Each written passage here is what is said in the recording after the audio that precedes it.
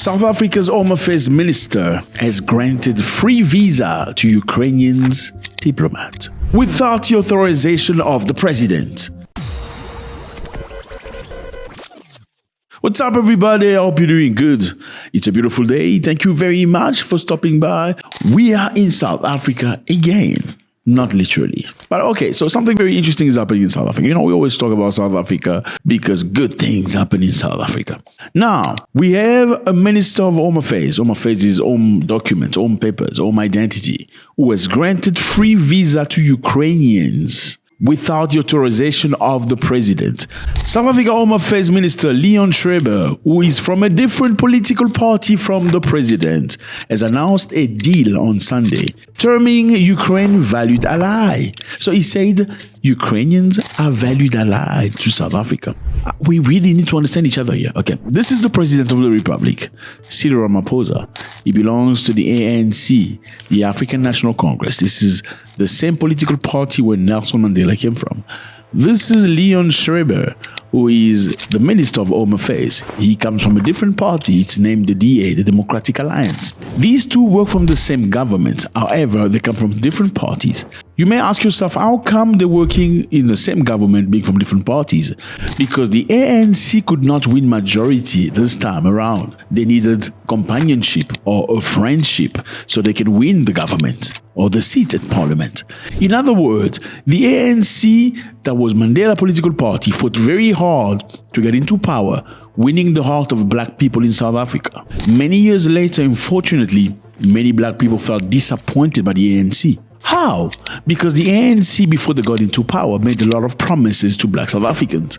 However, as soon as they got into power, many elements of the ANC went rogue. They started looking after themselves by buying themselves big houses, buying for their families, by buying big cars, by managing their own life, unlike what they promised the people.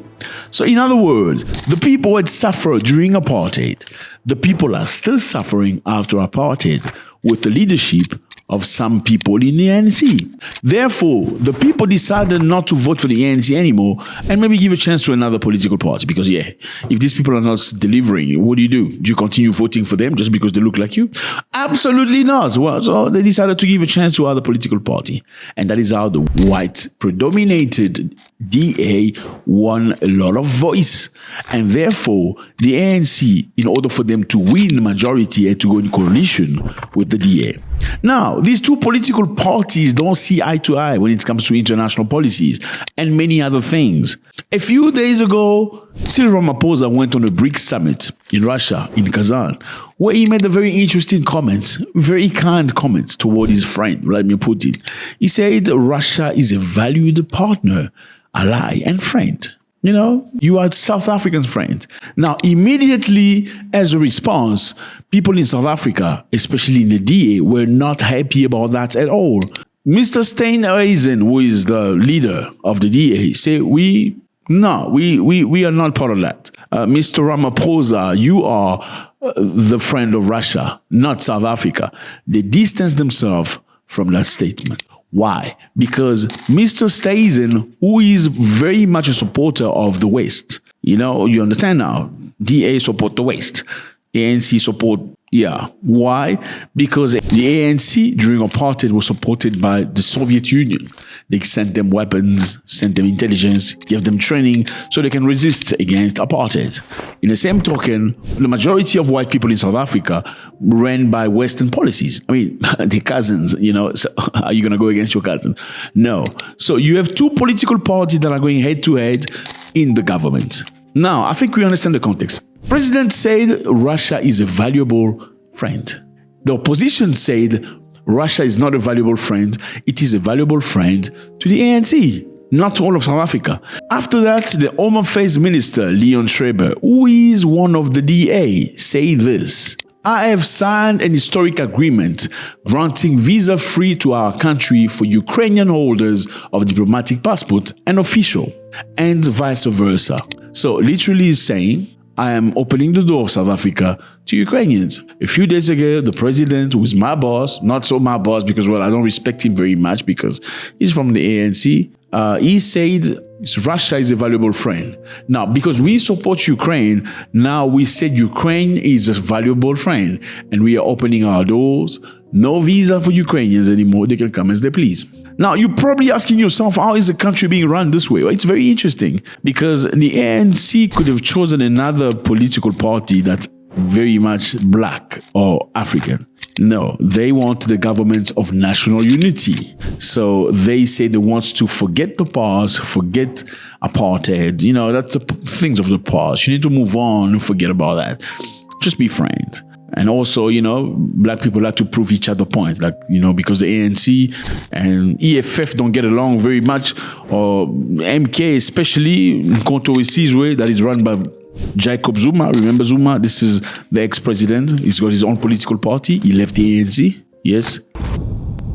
So in order for us, ANC, to show them that they're nothing, we're not going to be allied to them. We're going to be allied to the DA. So many of them thought they could hope of a future where they can understand each other. Now, fortunately, it looks like it's going to be rougher than you expected. So basically, the minister has challenged the president, saying, since you said Russia is a valuable friend, well, I have signed an historical agreement, not the president have. I have signed an historical agreement granting visa-free to our country for Ukrainians. They can come in our country, no problem.